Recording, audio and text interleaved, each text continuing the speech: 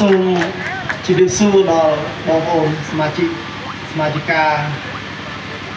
អ្នកនាំគណៈបកខណ្ឌនិងរាជធានីទាំងអស់ដែលបានអញ្ជើញចូលរួមនៅថ្ងៃនេះសូមគោរពលោកគ្រូរងឈុនទីប្រឹក្សាគណៈបកស្វាគមន៍លោកស្រីព្រំចន្ទថាប្រធានស្ត្រីកម្លាំងជាតិដែលបានចូលរួមនៅថ្ងៃនេះសូមអបអរសាទរដល់គណៈនាំសមាជិកាគណៈកម្មាធិការប្រតិបត្តិខណ្ឌទាំង3ដែលបានប្រកាសសុពលភាពអំបញ្ញមិញបាទសូមអបអរសាទរជ័យយោគណៈបកកម្លាំងជាតិរាជធានីភ្នំពេញជ័យយោយើងចោតទៅអត់សូវទម្លាប់ហ្នឹងចោតឈ្ងោអញ្ចឹងយើងទៅភ្ញាក់បាទយើងទៅភ្ញាក់យើងទូពេកទៅសួរបางทีនេះថាហ្នឹងឆាមន្ត្រីណាខ្ញុំឆ្លងទៅចូលជាមួយបងប្អូនបើដល់អីទេអសូមអធិស្ឋានដែរខ្ពស់តិចណាអរគុណណាស់សម្រាប់រាជធានីខេត្តរាជធានីដែលបានរៀបចំរចនាសម្ព័ន្ធរបស់គណៈបកតាមការចង្អុលបង្ហាញទៅដូចការដាក់ផែនការរបស់គណៈបកហើយបាញ់មិញនេះតាមស្រាប់របាយការណ៍គឺយើងរៀបបាន9លើ14អញ្ចឹងយើងមកសល់5ទៀតបាទ5ខណ្ឌទៀតប៉ុន្តែខ្ញុំជឿជាក់ថាឆាប់នេះនៅមុខនេះថ្នាក់ដឹកនាំខណ្ឌក៏ដូចជាថ្នាក់ដឹកនាំរាជធានីលោកនឹងសហការគ្នាក្នុងការរៀបចំនៅរចនាសម្ព័ន្ធខណ្ឌឲ្យរួចរាល់ជាស្ថាពរហើយត្រៀមខ្លួនសម្រាប់ការរៀបចំនៅរចនាសម្ព័ន្ធសង្កាត់ទៀតនិយាយមែនទៅគណៈបកមិនមែនថាលើករាជធានីទេដោយសារទោះបីនៅក្នុងស្ថានភាពបែបនេះក៏យើងមិនទាន់មានការបារម្ភដែរដោយសារតែរាជធានីភ្នំពេញទោះបីជារៀបយឺតរចនាសម្ព័ន្ធមិនទាន់បានគ្រប់ 100% ប៉ុន្តែជាតំបន់មួយដែលប្រជាពលរដ្ឋមានការគ្រប់គ្រងប្រចាំឆ្នាំមានការគ្រប់គ្រងច្រើនអានេះដែលជាការគិតរបស់គណៈបកហើយនឹងមានជំនឿថាធម្មតាតែមានកន្លែងតែមានការគ្រប់គ្រងការរៀបចំរចនាសម្ព័ន្ធជាពិសេសការរៀបចំបេក្ខជនយើងច្បាស់ណាស់យើងអាចរៀបចំទៀតដោយឡែកសម្រាប់ខេត្តធំនិងខេត្តដែលនៅតំបន់ឆ្ងាយមួយចំនួនភាគច្រើនគឺយើងរៀបចំវារាល់អស់ហើយស្រុកការដឹកនាំស្រុកគណៈកម្មការប្រតិបត្តិស្រុកក្រុងគឺយើងរៀបចំស្ទើរតែ 100% ហើយខេត្តមួយចំនួនភូមិសង្កាត់ក៏ស្ទើរតែ 100% ទៀតឥឡូវនេះចុងក្រោយនេះនៅពេលដែលរបបនយោបាយចុងក្រោយមានខេត្តមួយចំនួនរៀងលំបាកបន្តិចដែររៀងបងប្អូនយើងនៅសពិលប៉ុន្តែបន្ទាប់ពីគណៈបកកម្លាំងជាតិបានទទួលនៅការទទួលស្គាល់នៅរបាយការណ៍ជាច្បាស់ណាការទទួលស្គាល់នៅរបាយការណ៍សមាជរបស់គណៈបកមិនមែនទទួលស្គាល់គណៈបកគណៈបកយើងគឺត្រូវបានទទួលស្គាល់ដោយក្រសួងមហាផ្ទៃរួចរាល់អស់ហើយតាំងពីឆ្នាំ2023ហើយយើងបានធ្វើសមាជលើកដំបូងការទទួលស្គាល់ដោយសមាជគឺយើងរួចរាល់អស់អញ្ចឹងមានន័យថាយើងពេញលក្ខណៈគ្រប់គ្រាន់ប៉ុន្តែទោះបីយ៉ាងម៉េចក៏ដោយការដែលយើងធ្វើសមាជពីសមាជនៅពេលដែលយើងផ្លាស់ប្ដូរប្រធានគណៈបកហ្នឹងណាអ្វីដែលជាឧបសគ្គរបស់យើងគឺការពន្យឺតការពន្យាពេលនៃការទទួលស្គាល់នៅរបាយការណ៍សមាជវិសមាជទាំង2លើករបស់យើងដែលធ្វើឲ្យបងប្អូនមួយចំនួនមានការព្រួយបារម្ភដោយសារតែយើងធ្លាប់ជួបបទពិសោធន៍ច្រើននៅពាក់ព័ន្ធជាមួយនឹង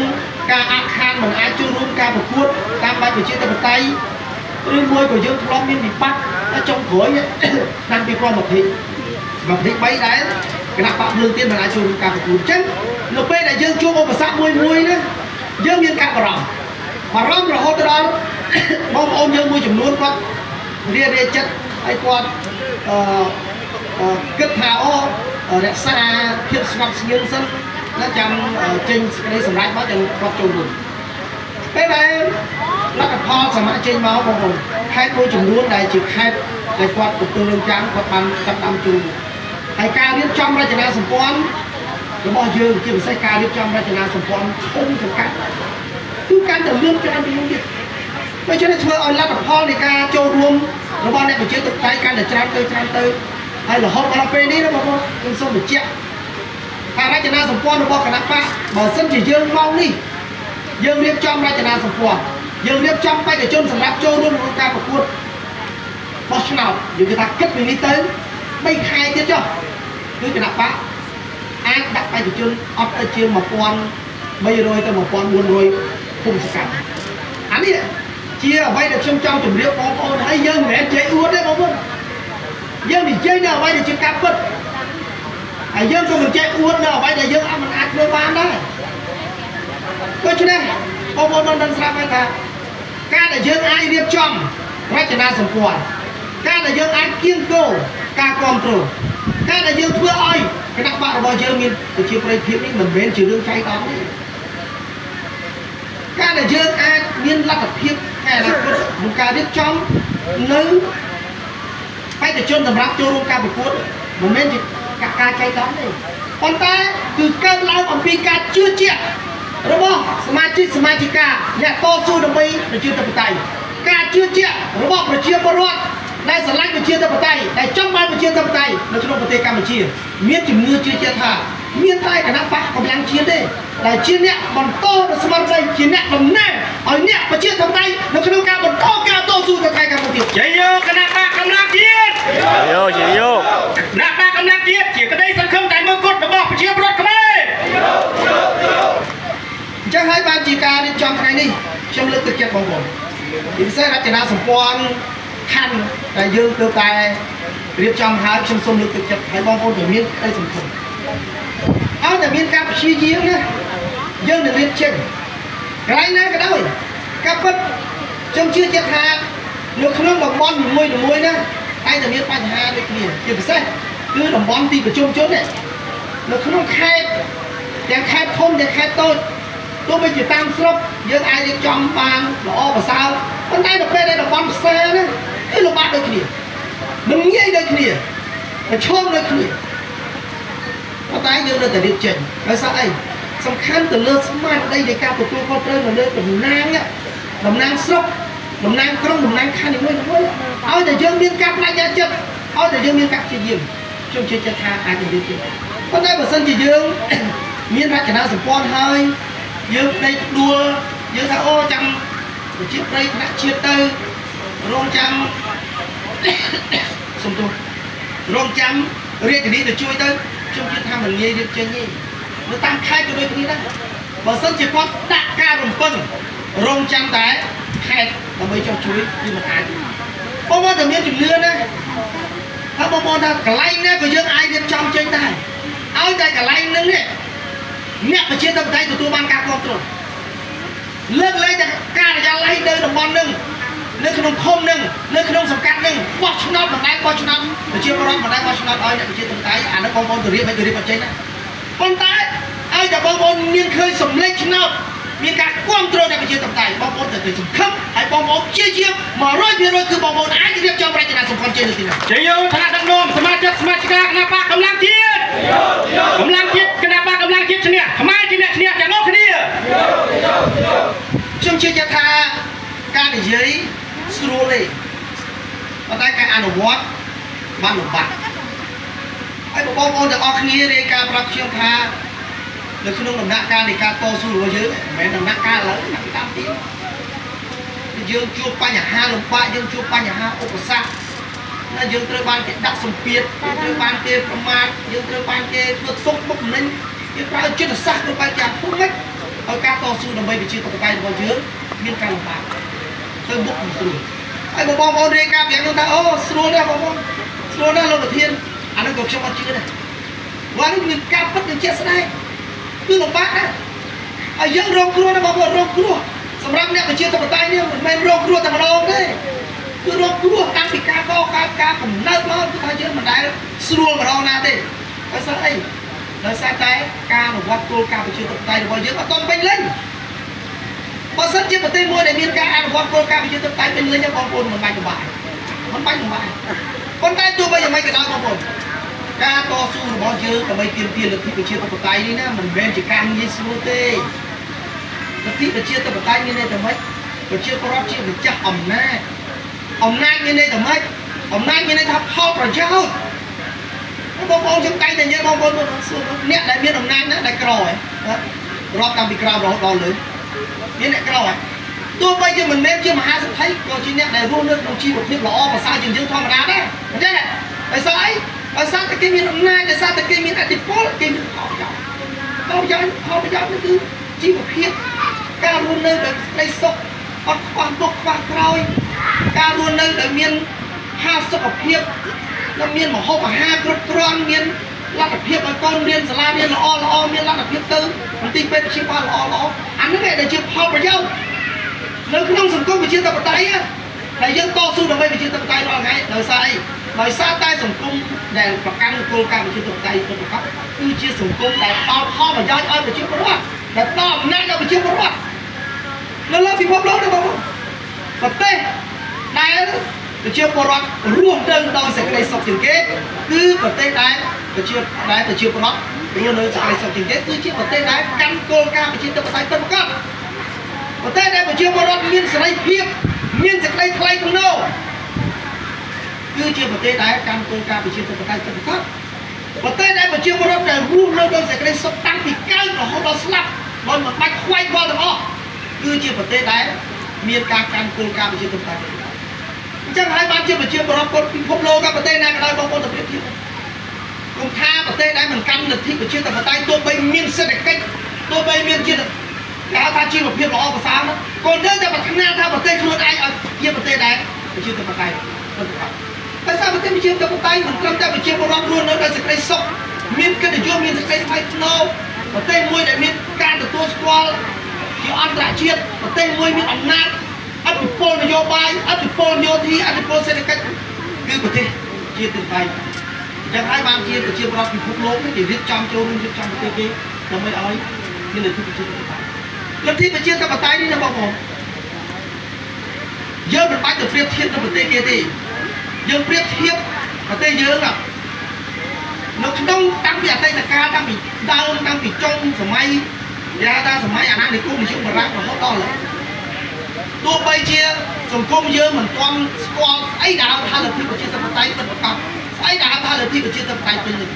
ប៉ុន្តែក្នុងចំណោមសង្គមទាំងអស់តាំងពីអតីតកាលរហូតដល់បច្ចុប្បន្នសង្គមដែលយើងអាចរស់នៅណាមានសេចក្តីសុខជាងគេគឺសង្គមប្រជាធិបតេយ្យ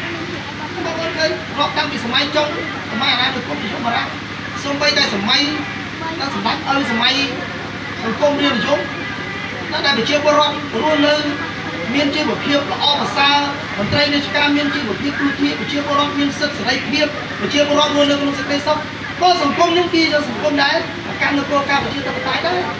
ជាសង្គមរាជានិយមអាស្រ័យរដ្ឋធម្មនុញ្ញដែរប៉ុន្តែបងប្អូនកន្លែងមើលវិញនៅពេលដែលសង្គមរបស់យើងចាក់ឆ្ងាយផុតពីការដឹកនាំប្រទេសតាមគោលការណ៍ប្រជាធិបតេយ្យបងប្អូនឃើញយើងរស់ទាំងវេទនាបាច់បាក់ផ្ទៃក្នុងកាប់សម្លាប់គ្នាแล้วធ្លាក់រហូតដល់3ឆ្នាំ8ខែបងប្អូនឃើញសម្លាប់ខ្មែរចុងក្រោយចែកខ្មែរក្រហមខ្មែរសខ្មែរខៀវខ្មែរខ្មៅបាញ់គ្នារាល់ថ្ងៃខ្សែបញ្ជូតសម្លាប់អានេះបាន5ក្បាលសម្លាប់ខ្មាំងបាន5ក្បាលបូកទៅ4 10ក្បាលសុទ្ធតែក្បាលខ្មែរទាំងអស់មែនដែរអានេះដោយសារអីដោយសារតែខ្មែរយើងណាប្រកាន់នៅជំហរថាមានតែការដឹកនាំតាមបែបខ្លួនឯងទេទើបជាប្រវត្តិអូមកឃើញវាផ្ទុយពីស្មារតីពិភពលោកថាមានតែសង្គមលទ្ធិប្រជាធិបតេយ្យទេដែលប្រជាពលរដ្ឋរស់នៅដោយសេចក្តីសុខតែអ្នកនយោបាយមានសាមគ្គីភាពឯកភាពទេអញ្ចឹងហើយបានចុងក្រោយអ្នកនយោបាយខ្មែរយើងចាប់ដើមដឹងថាអូមិននៅតែបន្តទៀតខ្មែរយើងនឹងមានបញ្ហាខ្មែរយើងអាចទៅមុខបានខ្មែរយើងបាច់បាក់ស្រួលបាត់បង់ទៅអញ្ចឹងហើយបានជាអ្នកនយោបាយសម្រាប់គ្នាទៅចាប់ដៃគ្នាហើយចរចាគ្នាសម្រាប់នៅថ្ងៃទី23តុលាឆ្នាំ1991ថាត្រូវតែនឹងចរចាគ្នាហើយសម្រាប់យករៀបចំប្រទេសតាមគោលការណ៍ប្រជាធិបតេយ្យអញ្ចឹងហើយបានជាក្រោយពេល93របស់ឆ្នោតពីមុននេះម្ដងនេះស្មារតីមានតម្លៃដល់មុន93មុន91នោះហ្នឹង ការពីសម័យបាយហើយមិនម្នាក់សុំអីតែផ្ទះសុំតែផ្ទះគ្នាទៅអញ្ចឹងឲ្យសុំតែអីគ្នាទៅច្បាស់ណាអត់ដែរខ្វាយក្បត់ប៉ុន្តែដល់ពេលដែរប្រទេសយើងប្រកាន់នៅរបបប្រជាធិបតេយ្យពិតប្រាកដយើងចាប់បានមានទីផ្សារសេរីដីចាប់បានមានថ្លៃមានតម្លៃឥឡូវនេះតែ1ម៉ែត្រមួយចង្ការនេះក៏ឆ្លុះគ្នាទៅដើមដីដែរដោយសារអីដីមានតម្លៃហើយបើដីមានតម្លៃដោយសារតែមានទីផ្សារសេរីមានការវិនិយោគហើយតែបើមានទីផ្សារសេរីមានការវិនិយោគដោយសារតែប្រទេសយើងដើរតាមគោលការណ៍ប្រជាធិបតេយ្យបើប្រទេសយើងអត់ប្រកាន់គោលការណ៍ប្រជាធិបតេយ្យអត់មានអ្នកវិនិយោគអត់មានអ្នកវិនិយោគអញ្ចឹងហើយបានរកសេចក្តីមកទៅបីជាយើងឥឡូវបច្ចុប្បន្ននេះយើងមិនអាចមានឱកាសមិនមានឱកាសអាចមានឱកាសប៉ុន្តែមិនទាន់មានឱកាសដូចជាប្រជាជនអូស្ត្រាលីប្រជាជនអាមេរិកដែលគាត់មានឱកាសរស់នៅក្នុងសង្គមប្រជាធិបតេយ្យและគាត់មានឱកាសរស់នៅក្នុងសេចក្តីសុខយ៉ាងហោចណាស់ព្រោះយើងអាចបន្តការងាររបស់យើងដើម្បីធ្វើម៉េចរៀបចំប្រទេសជាតិយើងឲ្យមានការកាន់គោលការណ៍ប្រជាធិបតេយ្យដូច្នេះប្រជាធិបតេយ្យនេះមិនមែនមានន័យតែសម្រាប់គណៈបកប្រឆាំងទេមិនមែនមានសារៈសំខាន់តែគណៈបកកម្លាំងជាតិទេប៉ុន្តែគោលការណ៍ប្រជាធិបតេយ្យនេះវាមានតម្លៃសម្រាប់ប្រជាពលរដ្ឋគ្រប់និន្នាការគណៈបកទាំងអស់ដូច្នេះប្រជាពលរដ្ឋគ្រប់និន្នាការគណៈបកទាំងគណៈបកប្រឆាំងទាំងគណៈបកកម្លាំងហើយតែចាប់ដៃគ្នាជាប់ហើយប្រជាចិត្តការពារបាននៅការអនុវត្តគោលការណ៍ប្រជាធិបតេយ្យសេរីភាពនៅក្នុងប្រទេសកម្ពុជាជយោព្រះរាជប្រជាពលរដ្ឋខ្មែរដ៏អរក្លាហានជយោព្រះប្រជាពលរដ្ឋខ្មែរជាម្ចាស់ជោគវាសនានៃប្រទេសជាតិអញ្ចឹងហើយបានជាយើងទាំងអស់គ្នានេះយើងតស៊ូយើងអត់បោះបង់ចោលទេទោះបីជាយើងជួបឧបសគ្គយ៉ាងណាក៏ដោយទោះបីយើងត្រូវបានគេធ្វើបាបយ៉ាងណាក៏ដោយឲ្យតែមានឱកាសគឺយើងចាប់ដើមជួបជុំគ្នាហើយយើងសារនៅជំហររបស់យើងដើម្បីបន្តការតស៊ូរបស់យើងគឺការទាមទារលទ្ធិប្រជាធិបតេយ្យពិតប្រាកដនៅក្នុងប្រទេសកម្ពុជាជយោព្រះរាជាណាចក្រកម្ពុជាជយោគណៈបកកម្លាំងជាតិដូច្នេះដើម្បីអនាគតជាតិរបស់យើងអនាគតកូនចៅរបស់យើងជំនាន់ក្រោយបងប្អូនត្រូវតែមានការបដិញ្ញាចិត្តតែជាតិបងប្អូនសូមប្រាប់ណាបងប្អូនខ្លះគិតគូរអំពីផលប្រយោជន៍ទៅគិតតែខ្លួនឯងទៅជាតិមានបញ្ហាជាតិទៅប៉ុន្តែក៏ភ្លេចថាជាតិមានបញ្ហាយ៉ាងណាក៏រួចខ្លួនដែរឥឡូវបងប្អូនមើលអ្នកនៅតាមបណ្ដាព្រំដែនអ្នកបងប្អូនដែលគាត់រស់ស៊ីមានបានគាត់មានផ្ទះវិឡាគាត់មានពាក់ជ្រៅគាត់មានពេជ្រគាត់ខ្វល់ទេនឹងនយោបាយគាត់ថាគាត់កំពុងតែមានផលប្រយោជន៍តែយើងនិយាយពីជាតិក៏ដោយគាត់និយាយជាមួយគាត់ខ្លាចគាត់បារម្ភគាត់ខ្លាចជាប់គាត់ធនាគារគាត់ខ្លាចគេរើសអើងគាត់ខ្លាចកូនគាត់មានបញ្ហាប៉ុន្តែដល់ពេលដែរជាតិយើងមានបញ្ហាសួរថារត់ទៅណាមិនរត់ជាមួយគ្នាដែរមិនទេទាំងអ្នកមានទាំងអ្នកក្រទាំងអ្នកមានអំណាចទៅតាមព្រំដែននោះគឺថាឥឡូវនេះជា100000គ្រួសារកំពុងតែភៀសខ្លួនអត់ក៏បានធ្វើត្រឡប់ទៅវិញអានេះឯងចឹងបញ្ហាជាតិវាសំខាន់ណាស់និយាយមុនអត់និយាយរឿងជាតិទៅស្ដាយទៅ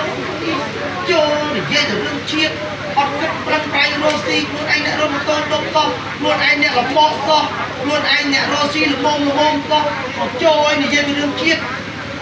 តែដល់ពេលដែលជាតិមានបញ្ហាខ្លួនឯងដែលជាអ្នកមានអានេះតែជាតិមកប្រហែលដែលយើងតស៊ូទៅពេលនេះអញ្ចឹងដើម្បីយើងអាចតស៊ូដើម្បីលទ្ធិប្រជាធិបតេយ្យដើម្បីយើងធ្វើរៀបចំប្រទេសជាតិរបស់យើងនេះឲ្យមានការរីកចម្រើនទៅថ្ងៃអនាគតដើម្បីយើងអាចចូលរួមនៅក្នុងការរៀបចំប្រទេសជាតិរបស់យើងឲ្យមានការកាន់នៅលទ្ធិប្រជាធិបតេយ្យពិតប្រាកដអនាគតកូនចៅយើងដែលចម្រុងចម្រើនក៏តែយើងទាំងអស់គ្នាបដិញ្ញាចិត្តហើយនេះបានខ្ញុំនិយាយពីបដិញ្ញាចិត្តដោយសារតែការតស៊ូរបស់យើងវាលំបាកព្រោះពាក្យតស៊ូនេះវាមិនស្រួលទេវាលំបាកអញ្ចឹងតើមានការបដិញ្ញាចិត្តដូចពីក្មេងៗណាចាស់ក៏ប្រាប់ថាខ្លួនឯងត្រូវតែតស៊ូរៀនទៅចប់បាក់មុខខ្លួនឯងត្រូវតស៊ូរៀនទៅចប់បរិញ្ញាបត្រអាពេលនឹងយើងមិនដឹងថាបាក់មុខស្អីផងទេយើងមិនដឹងថាចប់ការសិក្សាអីផងទេប៉ុន្តែជាទស្សនវិស័យជាចក្ខុវិស័យរបស់ពួកយើងប្រាប់ថាបើខ្លួនឯងរៀនចប់បាក់មុខបើខ្លួនឯងរៀនចប់មហាវិទ្យាល័យអនាគតខ្លួនឯងល្អប្រសើរអញ្ចឹងខ្លួនឯងត្រូវតស៊ូអញ្ចឹងពេលនេះបើនិយាយពីតស៊ូមិនមានន័យថាយើងអត់មានគ្រប់គ្រាន់ទេយើងអត់មានកាប់ទៅកូនគេអ្នកមានទេ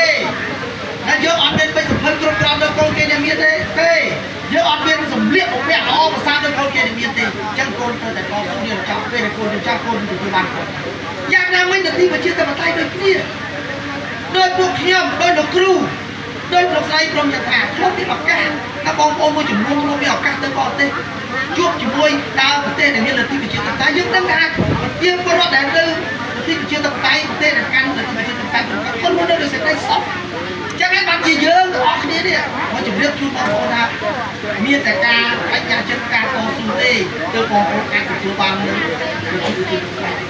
ពេលដែលប្រទេសជាតិយើងមានលទ្ធិប្រជាធិបតេយ្យយើងទទួលបានសេចក្តីសុខទាំងអស់គ្នាថ្ងៃនេះបងប្អូនតស៊ូបងប្អូនមិនទទួលបានប៉ុន្តែថ្ងៃអនាគតកូនយើងទទួលបានចៅយើងទទួលបានតែថ្ងៃនេះបើសិនជាយើងមិនតស៊ូយើងលំបាកថ្ងៃនេះយើងវេទនាថ្ងៃនេះយើងសម្ពាធថ្ងៃនេះយើងក្រីក្រថ្ងៃនេះបញ្ហាបំណុលដោះស្រាយមិនយើងថ្ងៃនេះអនាគតកូនចៅយើងកូននៅតែលំបាកដូចយើងដូចគ្នាអញ្ចឹងយើងត្រូវតែបដិញ្ញាចិត្តទាំងអស់បដិញ្ញាចិត្តទី1ណាបងប្អូនទៅចាំខ្លួនឯង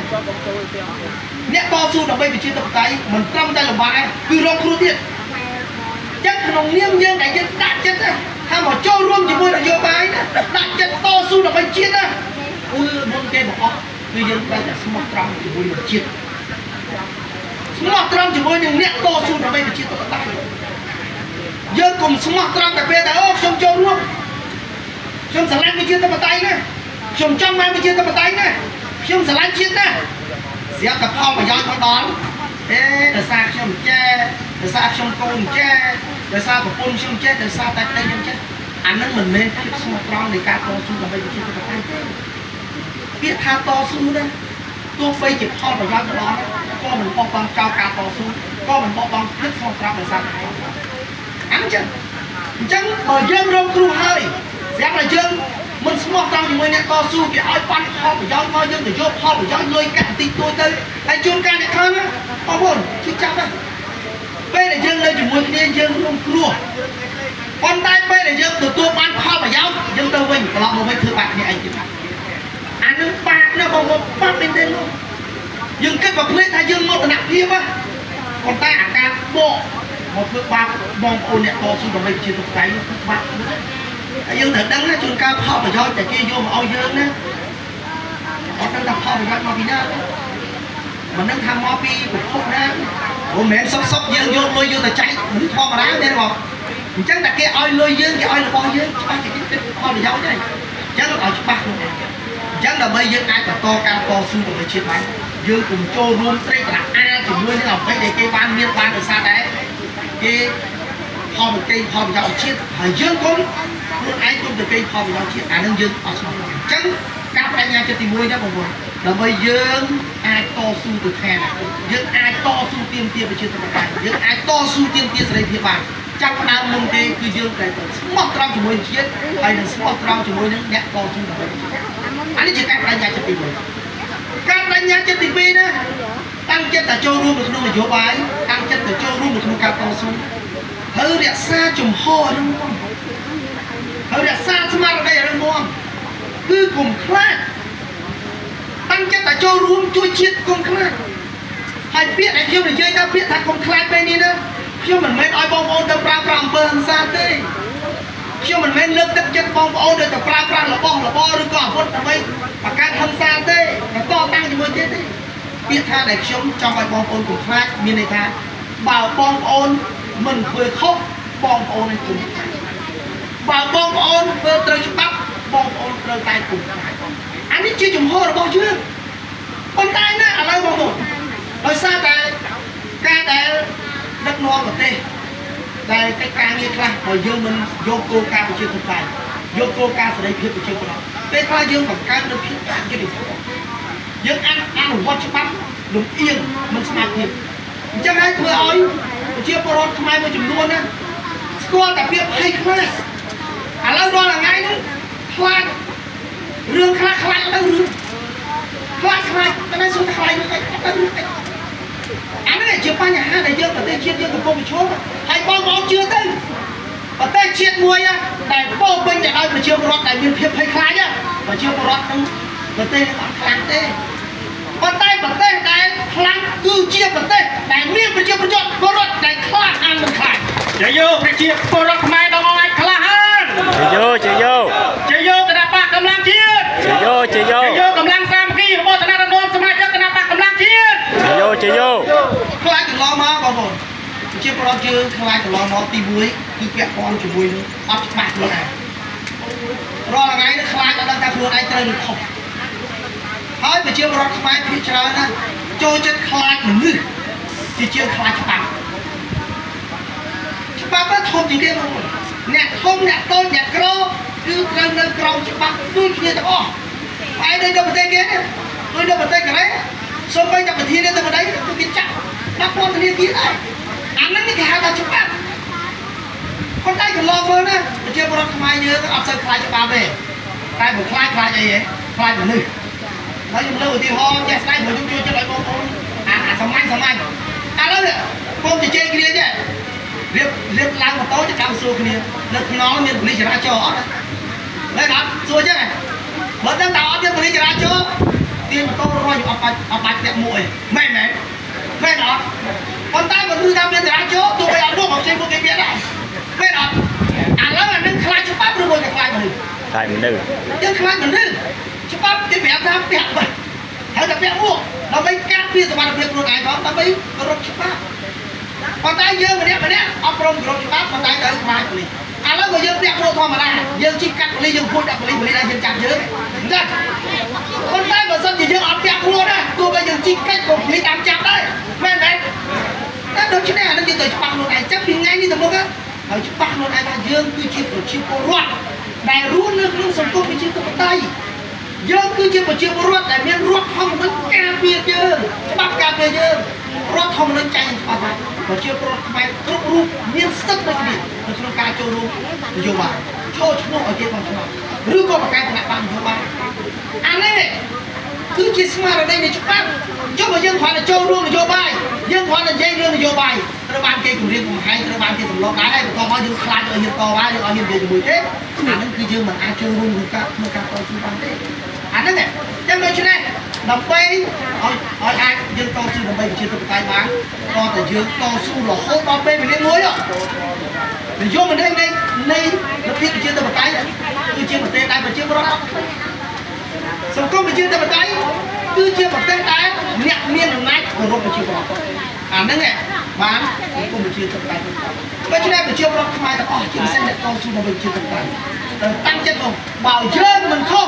យើងកុំខ្លាចបើសិនជាយើងធ្វើត្រូវច្បាប់យើងកុំខ្លាចដើម្បីតស៊ូប្រជាធិបតេយ្យនៅក្នុងប្រទេសកម្ពុជាយើងកម្លាំងតស៊ូអ្នកប្រជាធិបតេយ្យនៅកម្ពុជាយោគណៈបកកម្លាំងជាតិចុងក្រោយដើម្បីឲ្យយើងអាចតស៊ូដើម្បីប្រជាធិបតេយ្យដល់គោលដៅយើងឲ្យមានតស៊ូអីក្រៅផ្សេងទេអានេះជាក់ច្បាស់គោលដៅយើងគឺឈ្មោះទៅការក្នុងប្រទេសតាមគោលការណ៍ជាតិអញ្ចឹងដើម្បីឲ្យយើងអាចណារៀបចំប្រទេសរបស់យើងរៀបចំគណៈបករបស់យើងចូលរួមក្នុងការប្រកួតប្រជែង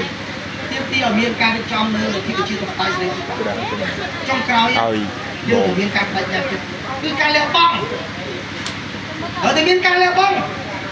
ហើយការលះបង់របស់បងប្អូនណានៅក្នុងការតស៊ូតាមបែបប្រជាធិបតេយ្យមិនបាច់លះបង់រហូតដល់លើបងប្អូនទាហានលះកងទ័ពជួរមុខអានេះគឺគាត់លះបង់វាអស់មហាអស្ចារ្យគាត់លះបង់អាយុជីវិតគាត់លះបង់សេចក្តីសុខគ្រួសារគាត់លះបង់ខ្លួនឯងអាយុជីវិតខ្លួនឯងដើម្បីជាតិបងប្អូនបីខ្លះបងប្អូនប្រៀបធៀបនៅពេលដែលខ្ញុំនិយាយជាមួយបងប្អូនអូខ្ញុំលំបាកណាស់ខ្ញុំចេះខ្ញុំលំបាករឿងជីវភាពខ្ញុំលំបាករឿងគេប្រមាថខ្ញុំពិបាកគេសង្ស័យខ្ញុំពិបាកគេរើសអើងប៉ុន្តែការលំបាករបស់បងប្អូនណាបើប្រៀបធៀបជាមួយនឹងការលំបាករបស់កងទ័ពរយៈកងទ័ពយើងទៅទូចណាស់បងប្អូនទូចណាស់បងប្អូនចេះគិតពីផលប្រយោជន៍គាត់ក៏ចេះគិតពីផលប្រយោជន៍ដែរបងប្អូនស្រឡាញ់គ្រួសារគាត់ក៏ស្រឡាញ់គ្រួសារដែរបងប្អូនស្រឡាញ់ប្រពន្ធស្រឡាញ់ប្តីស្រឡាញ់កូនគាត់ក៏ស្រឡាញ់ប្រពន្ធកូនគាត់ដូចគ្នាគាត់ស្ដាយជីវិតបងប្អូនស្ដាយជីវិតគាត់ក៏ស្ដាយដូចគ្នាប៉ុន្តែហេតុអីបើយើងតែបងដើម្បីមានអំណាចគឺជាតិដូច្នេះយើងក៏ដូចគ្នាដែរយើងអត់លះបង់ដូចស្មារតីគាត់ទេយើងលះបង់ហើយលះបង់តែពេលវេលាសម្រាប់ចូលរួមក្នុងនយោបាយបងប្អូនមួយចំនួនគ្រាន់តែពេលវេលាសម្រាប់មកចូលរួមនយោបាយរវល់ទាំងអស់រវល់នេះអូបញ្ហាចេះបញ្ហាប្រឈមចេះបងប្អូនការចូលរួមនយោបាយណាមិនមែនដូចថ្ងៃនេះចឹងមិនមែនមករាល់ថ្ងៃណាដូចខ្ញុំមានកម្មវិធីជាមួយបងប្អូន sang cả mặt nam hết đâu mà chụp thì mới được nè đây từ đi cũng quanh đó đây cho nên ảnh ca chụp mà khai mà đó ca chụp bay khai mà đó ca chụp răng khai mà đó ảnh nó chụp từ miền ca là con tê liên sang ca chụp luôn con miền này na từ nè đây bao luôn nó vô là con miền này na từ miền ca như thế đây miền tôi bay ca như tôi con cái mà sân chỉ dương mình lép con tê liên qua và ca chụp luôn nó ca chụp sụp á chứ đừng ai từ đầu tiên chân ở tại lắp con tê liên ai giờ biết ra nó vô xây con vô thôi thì ca xây mà thôi thì ca hay ông nên tìm ra cái này ô nó vô lương đi nó sẽ lương đi nó vô lô càng như thưa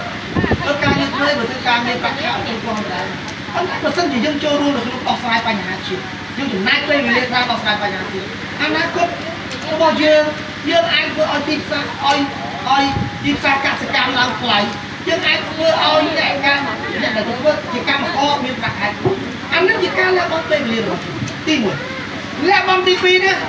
như lẹ bom con thiên chúng ta chơi luôn dương co su đã bay chia tập óc kia dương co su đã bay là thiết chia tập tay tập óc kia mẹ nó bay nó khôi khí mẹ nó bay nó chân su chia mẹ nó bay nó cru hoặc nó chôn nè mình mẹ nó bay chiếm mình mẹ nó bay là cả nó bay dương tập óc kia đôi khi đây dương ở bên đây đúng không thầy có tài chuột chung kia có tài bê khai mê điถึงนี่เป้าก็แต่ประเทศคณะปะเจนโดยไล่สั่งเอาก็แต่ประเทศคณะปะปายโกโดนปะไอ้มันมาโจรวมอันนั้นมันอายก็สุดท้ายก็แต่ยังโจรวมในการเรียกความเป็นที่การเรียกจอมเป็นการโยบายโดยที่การเลิกสละตามการตามคันหนึ่งออนไลน์แต่ก็แต่คันหมดเบอร์มันสกัดเบอร์ก็แต่รีบนี้หมดเบอร์มันคันเบอร์ออนเต้อันนั้นมันนั่งสวยสละมันเงี้ยมันเลยเพราะโดยที่ได้ยังแต่เราเบี้ยสมาร์ทได้ดูโครงการโจมโครงการเลี้ยงบอลสำหรับเลี้ยงบอลสำหรับมีแต่ผู้บริหารการบริหารการแข่งขันโดยที่ได้สำหรับจากได้เราไม่มองเราไม่เอาเยอะการทำตลาดตัวใดเราไม่เยอะแบบสร้างจุ่มโพสมาร์ทได้เยอะโครงการโตสุดไปคิดเป็นตัวที่มัวเยอะแต่สมองร้อนที่พี่เยอะแต่มีเพียงพอหาเอาที่ไปเยอะแต่มีการเลี้ยงบอลเราไปโจมโครงการโตสุดเราไปเชื่อทำใจในโครงการเกี่ยวโยสมาชิกคณะปะกำลังเกียรติโยธนาดำรงคณะปะกำลังเกียรติจัดช่วงนี้แต่วันนั้นสำหรับการตามชาวสำหรับบางโอนใครนี่ไอวิจิออกการละอ้อสำหรับช่วงนี้ออกการใครนี่คือบ้านเราจุ่มบางโอนเลยทีนี้อาศัยเงี้ยบ้านจุ่มบางโอนเลยแต่สร้างอันตีมวยสุดรุ่นมันเลยทีนี้แล้วลูกเทียนเชี่ยมันนี้ก็เดินchẳng như này ta chết nên chết chủng mong ta nghĩa tích đó ca nghĩa người ca có thể vật chui cái ca nghĩa ở trong tôi bây giờ tôi có thể ca nghĩa cái nắp bắt đáy à tin tăng luôn đấy nó xìm riêng chẳng ai thì lý tới rồi dừng cái việc vật luôn tới đó bây giờ đọc buồn của đó là tư má họ của môi hội chiều chứ vì ngày chẳng hai bạn chia trong lại thoát trong chạy cái ca nghĩa chủ môi luôn thiên trong cái ca nghĩa đưa vào bom càng lệch chẳng hai bạn chỉ biết chở khơi trong nơi tam khai bây giờ cái ca nghiệp của bọn họ bắt đầu bây giờ mấy cái nào nó về đây ca biết trong khai môi trường luôn của ban chốt chi của ban đó và sao đó cái thằng ta group hay đi tập lấy ở trong nước nó cùng nai ca này cái ca nghiệp của đặc pháp trong đó đầu tiên khai tiến đây được trong ở con tầm mòn ở con cừu đi mới cứ cày nó dùng miền nắng ở đây bắt đầu làm được chuột còn ai đi phí như lớn kháng mình đôi cái gì dương của miền Nam Nam đấy không phải dương ở trong trong thì tốt thì dương miền Nam Nam để lấy kẹp bị nó thứ nhất anh ngày đó biết dương xâm tư cùng pin khách trong thời cứ dương liệt trong nó bay lên không có sao đấy không có nhiều nè đại riết ở dưới hiện chớn nhưng phải con ô nè đại riết tam khai ở dưới hiện chớn cứ về mà bị cực lương tiền đấy khách lương tiền này còn nhiều à đấy lên đây thả bay lên đấy thì có đi bao hay riêng của nó mà cái chọc rồi đi mua được hai đi pi được sọc muối còn muối ai đi mấy cứ sừng cắt đem còn mấy nó cứ miên tao một cô giờ tao rồi chẳng bị ông mà vãi tay mà nó cứ chọc không và ở đây cái ca chơi luôn anh mới tiếp xem vào sông đang cha này rồi ra trong khối đi mình vẹn con chỉ nuôi nhưng lương để hai tập chờ bán được vãi được trên tập tàu con bố đã lấy dương chốt rồi các ca to ca được chơi bên gì ấy vẹn con chỉ nuôi nó thành ca trong khối trong phần nước vẹn con nữa này របៀបការទូតណាមុននឹងគេចេញលិខិតអីមួយណាគេត្រូវទៅជែកគ្នាក្រៅផ្លូវការគេត្រូវមានបោះគេត្រូវមានអ្នកក្រៅផ្លូវការគេត្រូវមានអ្នកបច្ចេកទេសគេជួបគ្នារួចរាល់ហើយបានគេចេញលិខិតមួយជាផ្លូវការបញ្ចប់ចុងក្រោយប៉ុន្តែបើសិនជា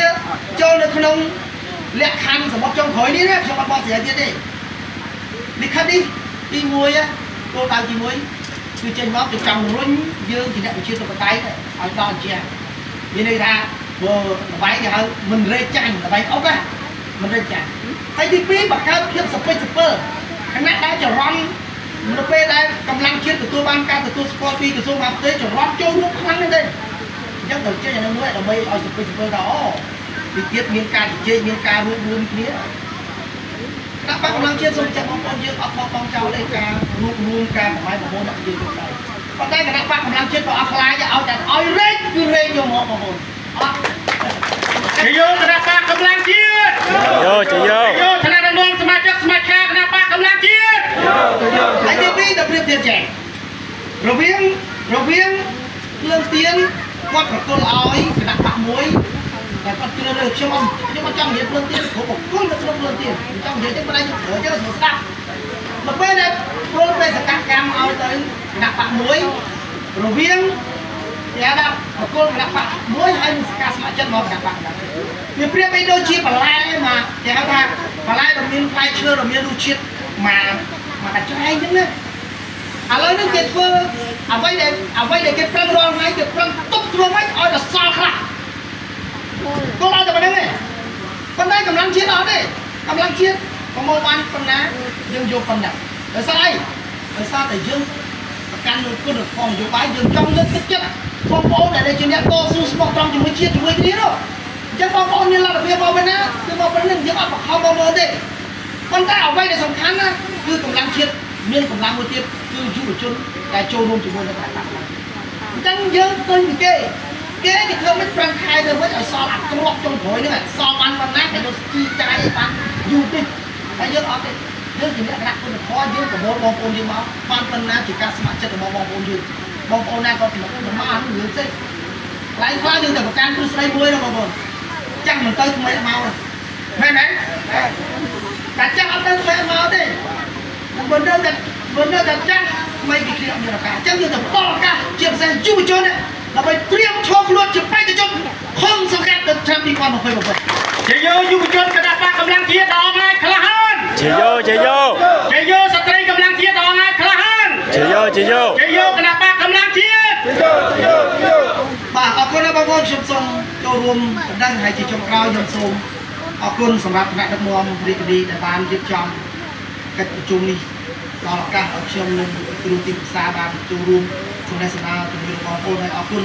សម្រាប់បងប្អូនដែលចូលរួមនៅថ្ងៃនេះទោះបីជាច្រើនប៉ុន្តែខ្ញុំឃើញលើទឹកចិត្តដែលញញឹមរបស់បងប្អូនដែលជាស្មារតីក្នុងការចូលរួមតស៊ូរួមគ្នាហើយខ្ញុំជឿថាលើក្រោយមិនមែនប៉ុណ្ណឹងទេបានថាច្បាស់ជាមានច្រើនទៅនឹងហើយរងវិញអូនក៏និយាយថាមហារោឥឡូវទៅមហារោនេះរងធម្មតាទីទៀតពេលដែលយើងជួបជុំគ្នាអានឹងបានយើងមហារោថ្ងៃណាមួយយើងរៀបចំព្រឹត្តិការណ៍សម្រាប់រាជធានីឲ្យផុតទៅបាទខ្ញុំសូមជូនពរដល់បងប្អូនជួបតែសេចក្តីសុខសេចក្តីចម្រើនហើយសូមរក្សាសុខភាពទាំងគ្នាទាំងអស់គ្នាឆ្នាំ2027យើងចាប់ដៃគ្នាឲ្យរឹងឲ្យមាំដើម្បីជ្រងទម្បាក់កម្លាំងជាតិឲ្យឈ្នះការប្រកួតការបោះឆ្នោតឃុំសង្កាត់បាទសូមអរគុណជយោគណៈបកកម្លាំងជាតិជយោសមាជិកគណៈដឹកនាំគណៈបកកម្លាំងជាតិកម្លាំងជាតិបាទសូមអរគុណលោកប្រធានលោកអនុប្រធានគណៈបកកម្លាំងជាតិដែលបានលើកតេផ្ដល់